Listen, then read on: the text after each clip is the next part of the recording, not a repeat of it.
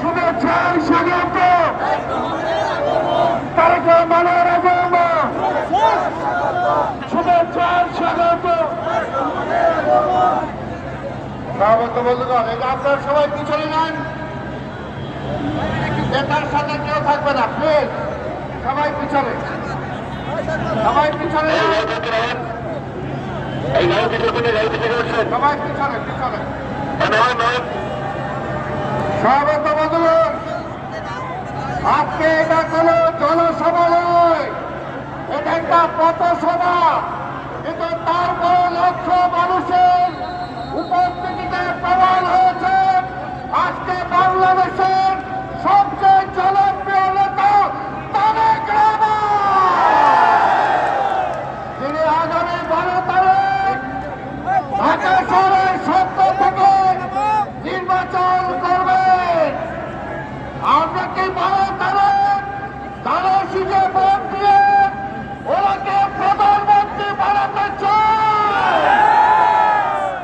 নেতা আজকের এলাকার কয়েকটি দাবি আছে, আমি আপনার সামনে তুলে ধরতে চাই সংক্ষেপে। আজকে এলাকার একটি রাস্তা, যেটা ইসিবি চত্বর হোক, বালুর বাণিজ্যিক বালুরঘাট হোক, উত্তরা পর্যন্ত গিয়েছে, কিন্তু দীর্ঘদিন যাবৎ সরু থাকার কারণে এই রাস্তাতে কাজে আসে না। আর একটু হলো অর্থ এলাকায় খেলার মাঠ নেই, অর্থ এলাকায় সরকারি স্কুল ও কলেজ প্রয়োজন। তাই এখানে আজকের কোনো বক্তব্য নয়, আমি এখন উল্লেখ করব আমাদের প্রিয় নেতা, পার্টির চেয়ারম্যান, যিনি আগামী দিনে জনগণের ভোটে প্রধানমন্ত্রী নির্বাচিত হবেন, সেই নেতাকে এখন আমাদের উদ্দেশ্যে কিছু বলার জন্য অনুরোধ করব। এখন বক্তব্য রাখবেন জননেতা, দেশের আগামী দিনের প্রধানমন্ত্রী জনাব তারেক রহমান।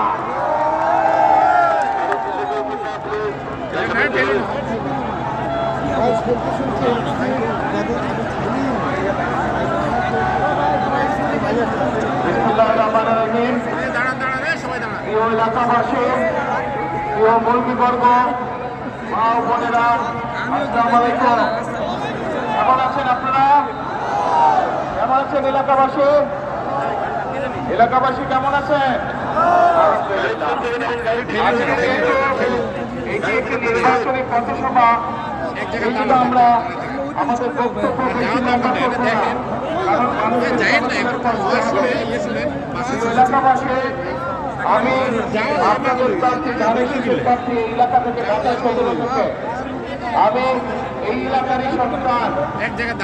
আমি জীবন শুরু থেকে এই এলাকায় ছোটবেলা থেকে, আমার শিশু বয়স থেকে আমি এই এলাকাতেই বড় হয়েছি। আমার সন্তানেরা এই এলাকায় জন্মগ্রহণ করেছে, আমার এবং আমার ভাইয়ের। আমাদের বিয়ের সাথে এই এলাকাতেই হয়েছে, কাজে আমি এই এলাকারই সন্তান এবং এই এলাকার সন্তান হিসাবে এই এলাকার মুরব্বী, এই এলাকার মাদের কাছে, এই এলাকার ভাইদের কাছে, এই এলাকার বোনদের কাছে আজ আমি ধানের শীষের জন্য ভোট চাইছি। আজ আমি ধানের শীষকে জয়যুক্ত করার জন্য আমার এলাকাবাসী ভাই বোনদেরকে, মুরব্বীদেরকে আমি বিনীত অনুরোধ জানাচ্ছি, যাতে আগামী 12 তারিখে নির্বাচনে আপনারা এলাকায়, এই এলাকায় ঢাকা সদরতে ধানের শীষকে ইনশাল্লাহ নির্বাচিত করেন। প্রিয় ভাই বোনেরা, মুরব্বীবর্গ, আমি যদি ইনশাল্লাহ আপনাদের ভোটে, এই দেশের মানুষের ভোটে নির্বাচিত হলে আমরা সমগ্র দেশ সহ এই ঢাকা শহরকে একটি নিরাপদ শহরে রূপান্তরিত করতে চাই, নিরাপদ শহরে পরিণত করতে চাই, যেই শহরে মা বোনেরা নিরাপদে নিশ্চিন্তে যে কোনো সময়, দিনের যে কোনো সময় হাঁটতে পারবেন, যেই শহরে মানুষ নিরাপদে বসবাস করতে পারবে, ব্যবসা বাণিজ্য চাকরি বাকরি করতে পারবে। প্রিয় ভাই বোনেরা, আমরা একটি সুন্দর শহর গড়ে তুলতে চাই, যেই শহরের মানুষ বুক ভরে শ্বাস নিতে পারবে।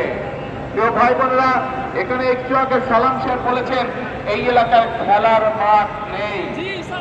আপনাদের সকলের জানার জন্য আমি বলতে চাই যে ইনশাআল্লাহ আপনাদের দোয়ায় আল্লাহ আমাদের বিএনপি 12 তারিখে সরকার গঠন করলে শুধু এই এলাকাতেই নয়, ঢাকা 17তেই নয়, আমরা সমগ্র ঢাকা শহরে অন্তত 40টি খেলার মাঠ তৈরি করবো ইনশাআল্লাহ, যাতে করে আমাদের সন্তানেরা খোলা মাঠে খেলাধুলা করতে পারে, যাতে করে আমাদের মুরব্বীরা, মা বোনেরা বিকেল বেলায় বা যেই সময় তাদের প্রয়োজন সেই সময় যেন মাঠে হাঁটা চলা করতে পারে।